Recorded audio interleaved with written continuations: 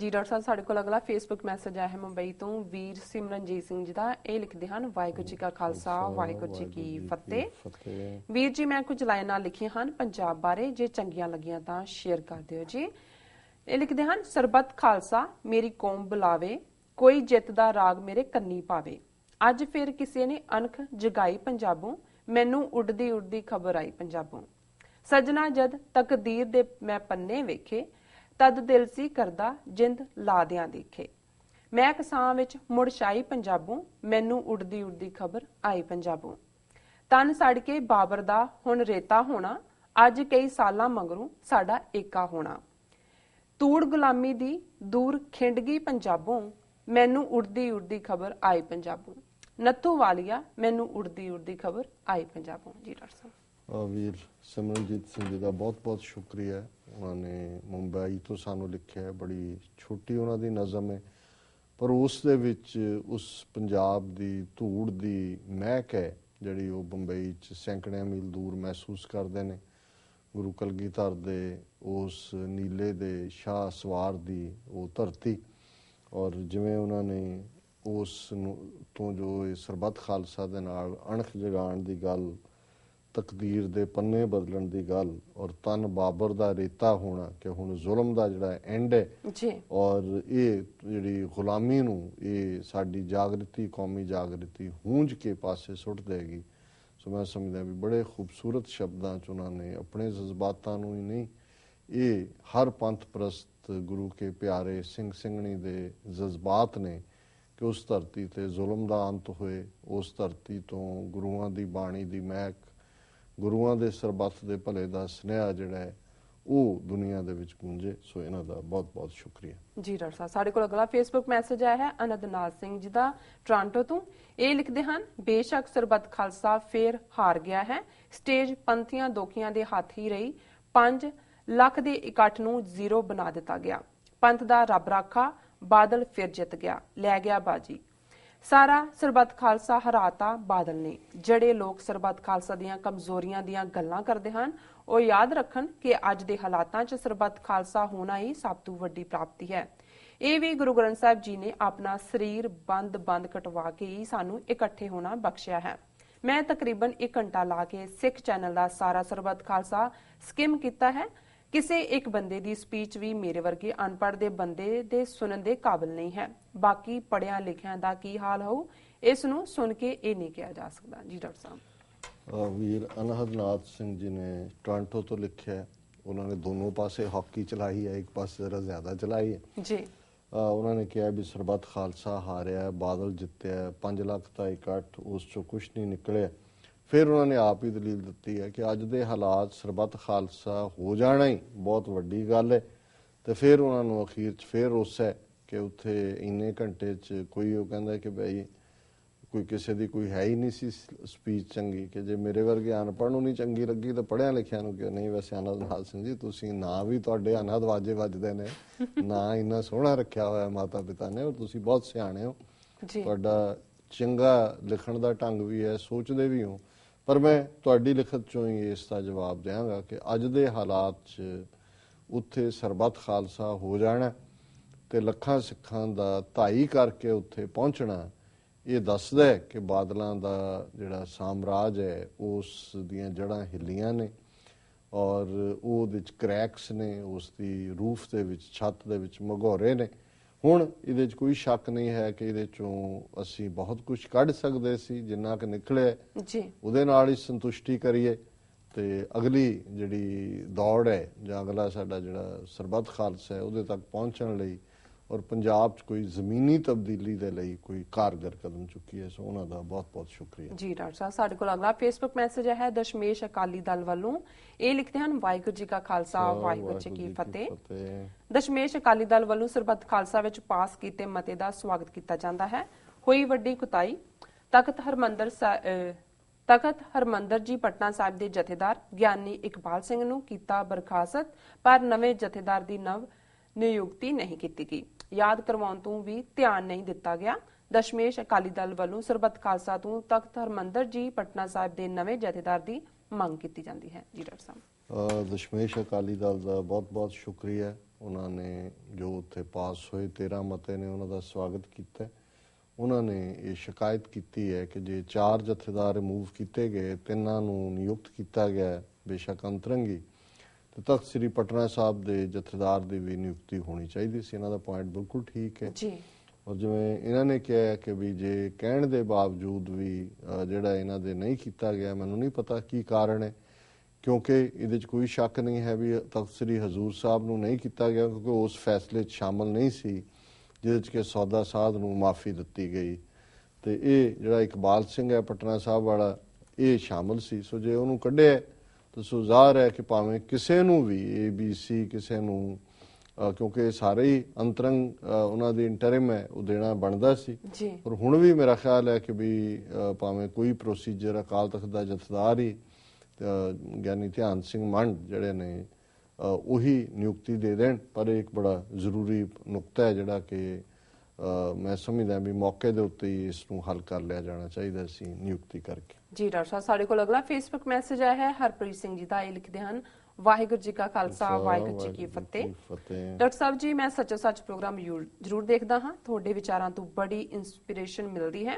ਤੁਸੀਂ ਜਿਸ ਤਰੀਕੇ ਨਾਲ ਹਰ ਗੱਲ ਦਾ ਵਿਸ਼ਲੇਸ਼ਣ ਕਰਦੇ ਹੋ ਉਹ ਮੈਨੂੰ ਬੇਹੱਦ ਪਸੰਦ ਆਉਂਦਾ ਹੈ। ਮੈਂ ਆਮ ਤੌਰ ਤੇ ਇਹ ਗੱਲ ਨੋਟ ਕੀਤੀ ਹੈ ਕਿ ਖਾਲਿਸਤਾਨ ਦਾ ਵਿਰੋਧ ਉਹ ਲੋਕ ਕਰਦੇ ਹਨ ਜੋ ਕਿਸੇ ਵੱਡੇ ਅਹੁਦੇ ਤੇ ਹਨ ਤੇ ਜਾਂ ਜਿਨ੍ਹਾਂ ਨੂੰ ਪੰਥ ਨਾਲ ਪਿਆਰ ਨਹੀਂ, ਤੇ ਦੋਹਾਂ ਕੇਸਾਂ ਵਿੱਚ ਉਹਨਾਂ ਨੂੰ ਸਿੱਖ ਅਖਵਾਉਣ ਦਾ ਕੋਈ ਹੱਕ ਨਹੀਂ, ਕਿਉਂਕਿ ਅਸੀਂ ਅਰਦਾਸ 'ਚ ਵੀ ਰੋਜ਼ ਪੜ੍ਹਦੇ ਹਾਂ ਕਿ ਰਾਜ ਕਰੇਗਾ ਖਾਲਸਾ, ਆਕੀ ਰਹੇ ਨਾ ਕੋਈ। ਫਿਰ ਖਾਲਸੇ ਦੇ ਰਾਜ ਤੋਂ ਕਿਸੇ ਸਿੱਖ ਨੂੰ ਕਿਵੇਂ ਕੋਈ ਸਮੱਸਿਆ ਹੋ ਸਕਦੀ ਹੈ?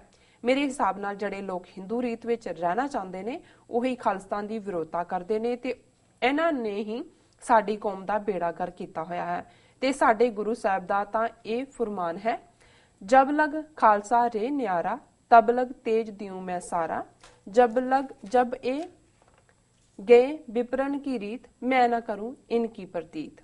सो मैं समझदा हां कि हर सिख जो पंथ दर्दी है ते अपने आप नूं गुरु गोबिंद सिंह जी दा पुत अखवांदा है ते फिर उस नूं अपने सिख राज दी हमायत डट के करनी चाहिदी है ते अपना बंदा योगदान पाना चाहिदा है। Khalistan is not just the fight for freedom, it is the struggle for the survival of Sikh nation. Waheguru ji ਕਾ ਖਾਲਸਾ ਵਾਹਿਗੁਰੂ ਜੀ ਕੀ ਫਤਿਹ। ਵੀਰ ਹਰਪ੍ਰੀਤ ਸਿੰਘ ਜੀ ਦਾ ਬਹੁਤ ਬਹੁਤ ਸ਼ੁਕਰੀਆ। ਉਹ ਸੱਚੋ ਸੱਚ ਪ੍ਰੋਗਰਾਮ ਦੇਖਦੇ ਨੇ, ਉਹਨਾਂ ਨੂੰ ਇਨਸਪੀਰੇਸ਼ਨ ਮਿਲਦੀ ਹੈ, ਸਾਡਾ ਵਿਸ਼ਲੇਸ਼ਣ ਉਹਨਾਂ ਨੂੰ ਪਸੰਦ ਹੈ ਜੀ। ਫਿਰ ਉਹਨਾਂ ਨੇ ਇਹ ਆਪਣਾ ਓਪੀਨੀਅਨ ਦਿੱਤਾ ਹੈ। ਉਹਨਾਂ ਨੇ ਕਿਹਾ ਵੀ ਵਿਰੋਧ ਖਾਲਿਸਤਾਨ ਦਾ ਉਹੀ ਕਰਦੇ ਨੇ ਜਾਂ ਤਾਂ ਜਿਹੜੇ ਆਪ ਵੱਡੇ ਅਹੁਦੇ ਤੇ ਨੇ ਔਰ ਉਹ ਆਪਣੇ ਅਹੁਦੇ ਦਾ ਫਿਕਰ ਕਰਦੇ ਨੇ ਜਾਂ ਉਸ ਨੂੰ ਤਿਆਗਣਾ ਨਹੀਂ ਚਾਹੁੰਦੇ, ਤੇ ਜਾਂ ਉਹ ਨੇ ਜਿਨ੍ਹਾਂ ਨੂੰ ਪੰਥ ਨਾਲ ਪਿਆਰ ਨਹੀਂ। ਔਰ ਫਿਰ ਉਹਨਾਂ ਨੇ ਕਿਹਾ ਕਿ ਵੀ ਜਿਹੜਾ ਹਿੰਦੂ ਰੀਤਾਂ 'ਚ ਰਹਿਣਾ ਚਾਹੁੰਦੇ ਨੇ ਉਹਨਾਂ ਨੂੰ ਤੁਸੀਂ ਕਿਵੇਂ ਖਾਲਿਸਤਾਨੀ ਬਣਾ ਸਕਦੇ ਹੋ? ਜੀ ਬਿਲਕੁਲ, ਕਿਉਂਕਿ ਜਿਹੜਾ ਸਿੱਖ ਹੈ ਔਰ 2 ਵੇਲੇ ਰਾਜ ਕਰੇਗਾ ਖਾਲਸਾ ਪੜ੍ਹਦਾ ਉਹ ਤਾਂ ਖਾਲਿਸਤਾਨ ਹੀ ਰਾਜ ਕਰੇਗਾ। ਖਾਲਸਾ ਜਿਹੜਾ ਉਹ ਖਾਲਿਸਤਾਨ ਦੇ ਵਿੱਚ ਹੀ ਕਨਵਰਟ ਹੁੰਦਾ ਜਾਂ ਖਾਲਿਸਤਾਨ ਰਾਜ ਕਰੇਗਾ ਖਾਲਸਾ ਦਾ ਅਜੋਕਾ ਨਾਂ ਹੈ ਜੀ। ਔਰ ਫਿਰ ਉਹਨਾਂ ਨੇ ਕਿਹਾ ਕਿ ਵੀ ਜਿਹੜੇ ਹਿੰਦੂ ਰੀਤਾਂ 'ਚ ਰਹਿਣਾ ਚਾਹੁੰਦੇ ਨੇ ਉਹ ਕਿਵੇਂ ਸਿੱਖ ਹੋਣਗੇ ਜਾਂ ਕਿਵੇਂ ਖਾਲਿਸਤਾਨੀ ਹੋ ਸਕਦੇ ਨੇ, ਕਿਉਂਕਿ ਉਹ ਤਾਂ 10ਵੇਂ ਪਾਤਸ਼ਾਹ ਦੇ ਇਸ ਮੁੱਢਲੇ ਫਰਮਾਨ ਦਾ ਹੀ ਵਿਰੋਧ ਕਰ ਰਹੇ ਨੇ ਜਿਹਦੇ 'ਚ ਗੁਰੂ ਸਾਹਿਬ ਨੇ ਫਰਮਾਇਆ ਕਿ ਜਬ ਲਗ ਖਾਲਸਾ ਰਹੇ ਨਿਆਰਾ, ਤਬ ਲਗ ਤੇਜ ਦਿਓ ਮੈਂ ਸਾਰਾ, ਜਬ ਇਹ ਗਏ ਵਿਪਰਨ ਕੀ ਰੀਤ, ਮੈਂ ਨਾ ਕਰੋ ਇਨਕੀ ਪ੍ਰਤੀਤ। ਸੋ ਉਹਨਾਂ ਨੇ ਕਿਹਾ ਵੀ ਜਿਹੜੇ ਪੰਥ ਦਰਦੀ ਨੇ ਉਹ ਗੁਰੂ ਗੋਬਿੰਦ ਸਿੰਘ ਸਾਹਿਬ ਦੇ ਪੁੱਤਰ ਪੁੱਤਰੀਆਂ ਉਹ ਹਮੇਸ਼ਾ ਹੀ ਖਾਲਿਸਤਾਨ ਦੇ ਲਈ ਖਲੋਂਦੇ ਨੇ।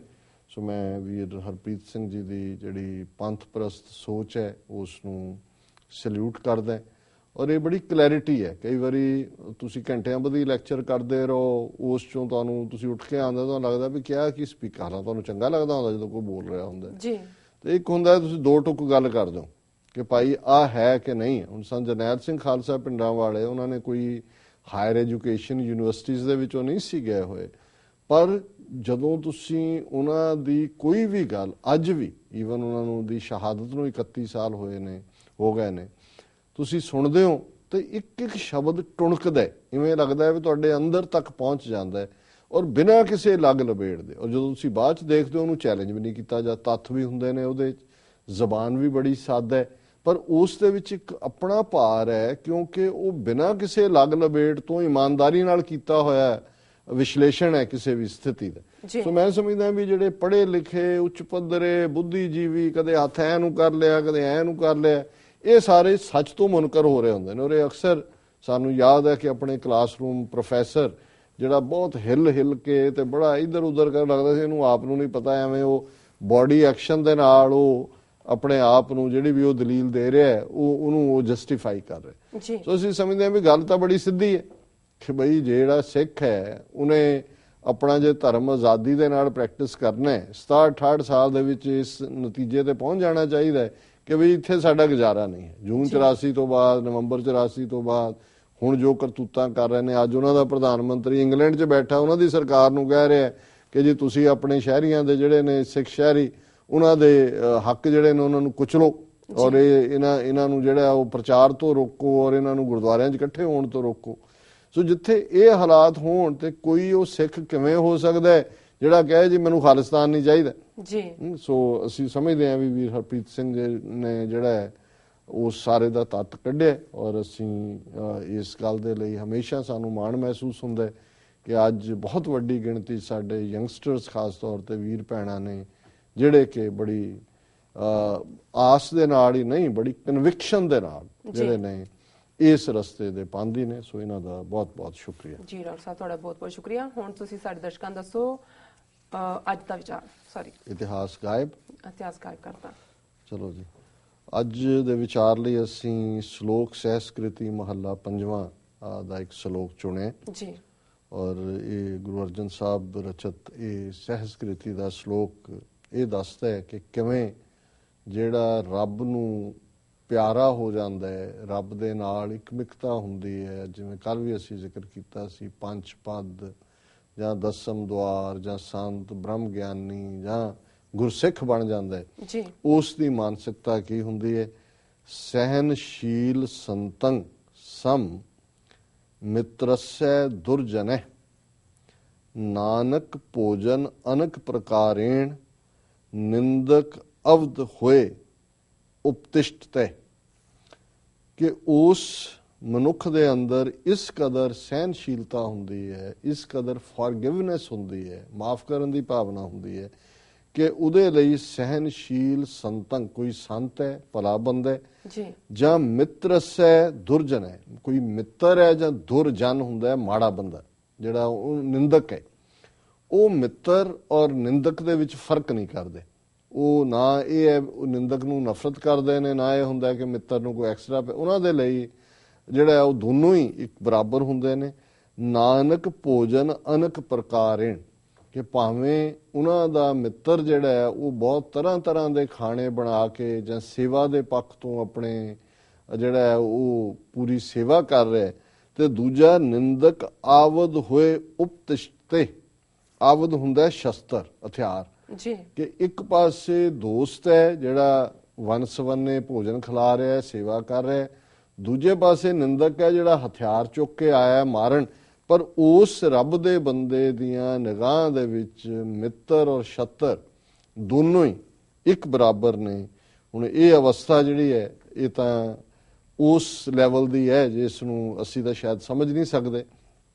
ਸਾਡੇ ਲਈ ਤਾਂ ਜਿਹੜਾ ਕੋਈ ਚਾਰ ਸ਼ਬਦ ਚੰਗੇ ਕਿ ਉਹ ਬਹੁਤ ਚੰਗਾ ਲੱਗਦਾ ਜੀ, ਔਰ ਜਿਹੜਾ ਕੋਈ ਕੈਰੀ ਅੱਖ ਕਰਕੇ ਭਾਵੇਂ ਪੁੱਠੀ ਅੱਖ ਕਰਕੇ ਹੀ ਦੇਖੇ ਬੰਦਾ ਗਾਂਹ ਜਾ, ਇਹੀ ਐਟੀਚਿਊਡ ਹੁੰਦਾ। ਲੇਕਿਨ ਇਹ ਸੱਚਮੁੱਚ ਇਹ ਜਿਹੜੀ ਅਵਸਥਾ ਹੈ ਕਿ ਜਿਹਦੇ 'ਚ ਤੁਹਾਨੂੰ ਜਿਹਨੂੰ ਗੁਰੂ ਸਾਹਿਬ ਨੇ ਫਰਮਾਇਆ ਉਸਤਤ ਨਿੰਦਾ ਦੋ ਵਿਵਰਜਤ ਜੀ, ਕਿ ਸਿੱਖੀ ਦੇ ਵਿੱਚ ਉਸਤਤ ਹੁੰਦੀ ਹੈ ਜਿਹੜਾ ਕੋਈ ਤੁਹਾਡੇ ਬਾਰੇ ਉਹ ਗੱਲ ਕਹੇ ਜਿਹੜੀ ਤੁਹਾਡੇ 'ਚ ਨਹੀਂ ਹੈ, ਹਾਂ ਪੱਖੋਂ, ਜਿਹਨੂੰ ਤੁਸੀਂ ਚਮਚੇ ਕਹਿੰਦੇ ਹੋ, ਚਮਚਾਗਿਰੀ, ਜਾਂ ਜਿਹਨੂੰ ਬੜਾ ਫੁਲਾਣਾ ਚੁੱਕਣਾ, ਚਮਚੀ ਮਾਰਨਾ। ਤੇ ਨਿੰਦਿਆ ਹੁੰਦੀ ਹੈ ਜਿਹੜੀ ਕਿਸੇ ਬਾਰੇ ਉਹ ਗੱਲ ਕੀਤੀ ਜਾਏ ਜਿਹੜੀ ਉਹਦੇ 'ਚ ਨਹੀਂ ਹੈ, ਨਾ ਪੱਖੀ ਜੀ। ਵੈਸੇ ਜੇ ਤੁਸੀਂ ਕਿਸੇ ਦੀ ਕੋਈ ਗੱਲ, ਭਾਵੇਂ ਉਹਦਾ ਕੋਈ ਉਹਦੀ ਆਈਡੀਓਲੋਜੀ ਨੂੰ ਨਕਾਰਦੇ ਹੋ, ਇਹ ਨਿੰਦਿਆ ਨਹੀਂ ਹੁੰਦੀ। ਔਰ ਕਈ ਵਾਰੀ ਜਦੋਂ ਤੁਸੀਂ ਕਿਸੇ ਬਾਰੇ ਕੋਈ ਨਿੰਦਿਆ ਕਰਦੇ ਹੋ ਕਿ ਜੇ ਆਹ ਪਖੰਡੀ ਸਾਧ ਆਹ ਕਰਦਾ, ਤਾਂ ਕਈ ਜਿਹੜੇ ਵਿਚਾਰੇ ਉਹ ਸੁਣਾਉਣ ਲੱਗ ਜਾਣਗੇ, ਸੰਤ ਕਾ ਨਿੰਦਕ ਮਹਾ ਤਿਆਰਾ, ਸੰਤ ਕਾ ਨਿੰਦਕ ਪਰਮੇਸ਼ਰ, ਉਹ ਪੂਰੀ ਅਸ਼ਟਪਦੀ ਸੁਣਾਉਣ ਤੱਕ ਜਾਂਦੇ ਨੇ ਜੀ ਤੁਸੀਂ ਸੰਤਾਂ ਦੀ ਨਿੰਦਿਆ ਕਰਦੇ ਹੋ ਜੀ। ਸੰਤ ਨੂੰ ਤਾਂ ਉਸਤਤ ਔਰ ਨਿੰਦਿਆ ਨਾਲ ਫਰਕ ਹੀ ਨਹੀਂ ਪੈਂਦਾ ਜਿਹੜਾ ਸੰਤ ਹੈ। ਪਰ ਜੇ ਤੁਸੀਂ ਕੋਈ ਪਖੰਡੀ ਜਿਹੜਾ ਹੈ ਸੰਤ ਦੇ ਬਾਣੇ ਦੇ ਵਿੱਚ ਆਪਣਾ ਪਖੰਡ ਵੇਚਦਾ ਹੈ ਤੇ ਉਹਨੂੰ ਤੁਸੀਂ ਕਹਿੰਦੇ ਹੋ ਇਹ ਪਖੰਡੀ ਹੈ, ਤੇ ਇਹ ਸੰਤ ਕਾ ਨਿੰਦਕ ਨਹੀਂ। ਸੋ ਇਸੇ ਤਰ੍ਹਾਂ ਇਹ ਜਿਹੜੀ ਅਵਸਥਾ ਹੈ ਜਿਹਦੇ ਚ ਕਿ ਤੁਸੀਂ ਮਿੱਤਰ ਔਰ ਸ਼ੱਤਰ ਨੂੰ ਸਮ ਕਰਕੇ ਜਾਣਦੇ ਹੋ, ਇਹ ਉੱਚ ਪਾਏ ਦੀ ਅਵਸਥਾ ਹੈ ਜਿਹਦੇ ਚ ਕਿ ਤੁਸੀਂ ਭਾਣੇ ਦੇ ਵਿੱਚ ਜਿਉਂਦੇ ਹੋ, ਹੁਕਮ ਦੇ ਵਿੱਚ ਜਿਉਂਦੇ ਹੋ।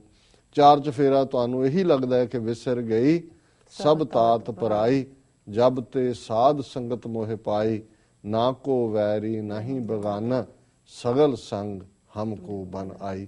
ਇਹ ਸਗਲ ਸੰਗ ਹਮਕੋ ਬਨ ਆਈ ਦਾ ਜਿਹੜਾ ਅਵਸਥਾ ਵਾਲਾ ਪਾਰਟ ਹੈ ਉਹ ਇਸ ਸ਼ਲੋਕ ਦੇ ਵਿੱਚ ਗੁਰੂ ਸਾਹਿਬ ਨੇ ਸਮਝਾਇਆ। ਜੀ ਡਾਕਟਰ ਸਾਹਿਬ ਨਾਲ ਆਪਣੇ ਵਿਊਅਰਸ ਕੋਲ ਨੇ ਇਜਾਜ਼ਤ। ਵਿਊਅਰਸ, ਸਾਡੇ ਪ੍ਰੋਗਰਾਮ ਦਾ ਸਮਾਂ ਇੱਥੇ ਸਮਾਪਤ ਹੁੰਦਾ। ਤੁਸੀਂ ਆਪਣੀ ਰਾਏ ਤੇ ਸੁਝਾਅ ਸਾਨੂੰ ਭੇਜਣਾ ਭੁੱਲਣਾ ਸਾਡੇ ਇਸ ਪਤੇ ਤੇ sos@tv84.tv ਤੇ। ਅਸੀਂ ਆਪਣਾ ਪ੍ਰੋਗਰਾਮ ਲੈ ਕੇ ਫਿਰ ਦੁਬਾਰਾ ਤੁਹਾਡੇ ਸਾਹਮਣੇ ਹੋਵਾਂਗੇ। ਤਦ ਤੱਕ ਲਈ ਮੈਨੂੰ ਤੇ ਆਪਣੇ ਨਾਲ ਸੁਣਾ ਗਿਆ ਦੋ ਬੁਲਾ ਦਿਓ ਫਤਿਹ। ਵਾਹਿਗੁਰੂ ਜੀ ਕਾ ਖਾਲਸਾ, ਵਾਹਿਗੁਰੂ ਜੀ ਕੀ ਫਤਿਹ।